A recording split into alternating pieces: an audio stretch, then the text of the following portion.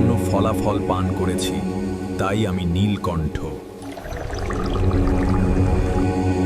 আমি ব্রহ্মাণ্ডের সমস্ত শিশুর পালন করি, তাই আমি মা ষষ্ঠী।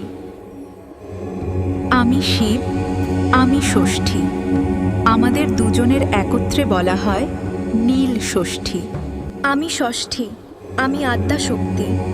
আমি স্বয়ং শিবকে বিষক্রিয়া থেকে রক্ষা করেছি।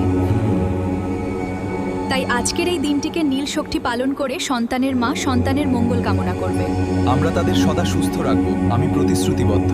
আমাদের উপাসনায় কিছুই লাগে না, শুধু একটু গঙ্গার জল আর একটি বিল্লল পত্র।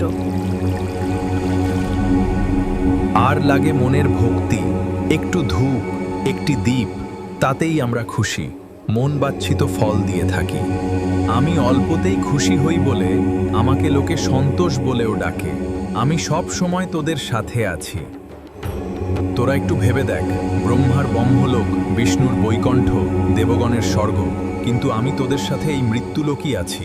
তোদের খুব কাছাকাছি হিমালয়ের কৈলাসে। তাই তো আমি কৈলাস প্রতি তোদের ডাক সর্বদাই শুনতে পারি। একটু ভক্তি করে ডাক, আমি আসব।